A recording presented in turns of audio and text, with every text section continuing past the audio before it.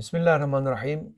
سلسلہ گفتگو معرفت امام زمانہ عجل اللہ تعالیٰ فرج شریف کے اوپر ہے امام رضا علیہ السلام کی ایک نورانی حدیث، اس کو ہم نے شروع کر رکھا ہے اور یہ حدیث اسی طرح سے آگے بڑھتی ہے۔ امام رضا علیہ السلام فرماتے ہیں کہ بے شک امامت انبیاء کی منزلت اور اوصیاء کی میراث ہے۔ یقیناً امامت خدا کی خلافت اور رسول خدا صلی اللہ علیہ وسلم کی جانشینی ہے۔ یہ امیر المومنین کا مقام ہے۔ یقیناً امامت دین کی زمام، مسلمانوں کا نظام، دنیا کی نیکی اور مومنین کی عزت ہے۔ یقیناً امامت سرسبز و شاداب اسلام کی اساس اور اس کی بلند شاخ ہے۔ امامت کی بدولت نماز، زکوٰۃ، روزہ، حج اور جہاد کامل اور تمام ہوتا ہے۔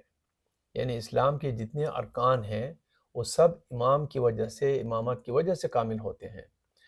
امام کی خاطر غنیمت میں اضافہ ہوتا ہے، صدقات فراواں ہوتے ہیں، حدود جاری کی جاتی ہیں، احکام دین نافذ ہوتے ہیں۔ امام کے ذریعے سے ہی سرحدوں کی حفاظت ہوتی ہے، مضافات کی نگہداری ہوتی ہے۔ امام خدا کے حلال کو حلال، خدا کے حرام کو حرام کرتا ہے، حدود قائم کرتا ہے، خدا کے دین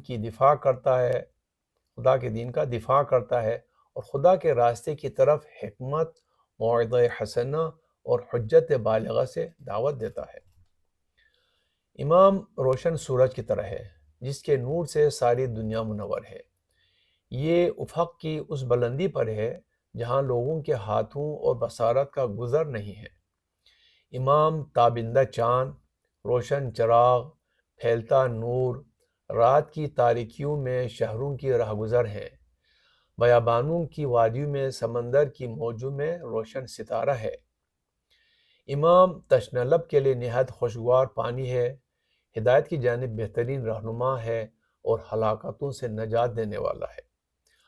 امام پہاڑ کی چوٹیوں پر روشن آگ ہے تاکہ دور سے بھی لوگ اس کی طرف آ سکیں اور ہدایت حاصل کر سکیں۔ ٹھنڈک سے ٹھٹھرتے لوگوں کے لیے گرمی کا سبب ہے، ہلاکتوں کی جگہوں پر بہترین رہنما ہے۔ جو امام سے جدا ہو گیا وہ ہلاک ہو گیا۔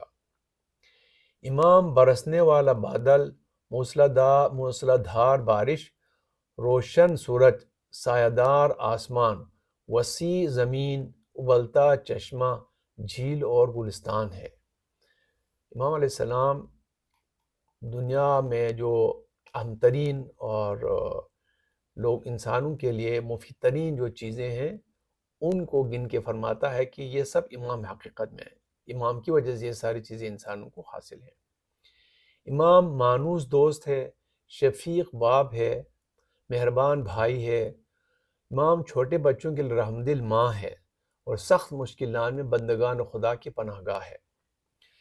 امام خدا کی مخلوقات میں خدا کا امانت دار ہے، بندگان خدا پر اس کی حجت ہے، سرزمین پر خدا کا خلیفہ ہے، خدا کی طرف دعوت دینے والا ہے، حقوق خدا کی حفاظت کرنے والا ہے۔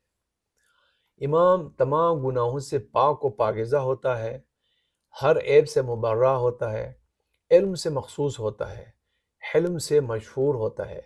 امام دین کا نظام ہے، مسلمانوں کی عزت، منافقوں کے لیے غیظ و غضب اور کافروں کی ہلاکت ہے۔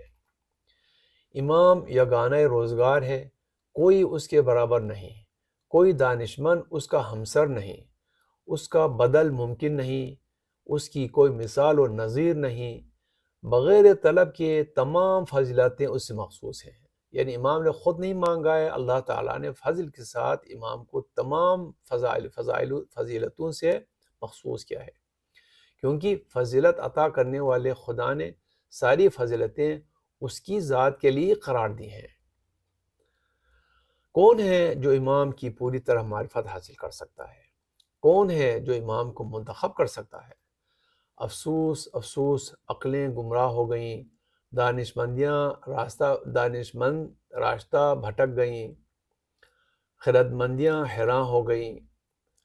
دانشمندیاں راستہ بھٹک گئیں، خردمندیاں حیراں ہو گئیں، بصارتیں بے نور ہو گئیں، صاحبان عظمت ان کے سامنے پست، صاحبان حکمت حیراں، صاحبان خرد اس کے سامنے کوتاہ فکر، صاحبان عقل اس کے سامنے جاہل، صاحبان شعر گونگے، صاحبان ادب عاجز، صاحبان بلاغت ناتوان نظر آتے ہیں۔ کس میں یہ مجال کہ اس کی ایک شان کو اجاگر کر سکے یا کوئی ایک فضیلت بیان کر سکے؟ جب امام کی حقیقت سے لوگ واقف ہی نہیں ہیں تو کس طرح امام کا جانشین بنا سکتے ہیں جو ان کو امام سے بے نیاز کر دے؟ نہیں ہو سکتا، ہرگز نہیں ہو سکتا۔ امام ستارے کی طرح لوگوں کی پہنچ اور صفت بیان کرنے والوں کی مدح سرائی سے بہت بلند ہے۔ کہاں امام کا انتخاب، کہاں امام اور انسانوں کا انتخاب، کہاں عقل و خرد کی رسائی امام کی طرح دوسرا کہاں ممکن ہے؟ یعنی عقل و خرد کی رسائی امام کی طرح کسی اور کو کہاں ممکن ہے؟ کیا تم لوگ یہ خیال کرتے ہو کہ ان صفات و خصوصیات کا حامل آل محمد علیہ السلام کے علاوہ کہیں اور مل سکتا ہے؟ خدا کی قسم، خود اپنے آپ سے جھوٹ بول رہے ہو، بیکار کی تمنا کر رہے ہو۔ ڈرو ایسی بلندی سے جہاں اگر قدم پھسلے تو سیدھے گہرے کھائیوں میں گرو گے۔ وہ لوگ اپنی ناقص اور حیراں و سرگردان عقل کے سارے امام معین کرنا چاہتے ہیں۔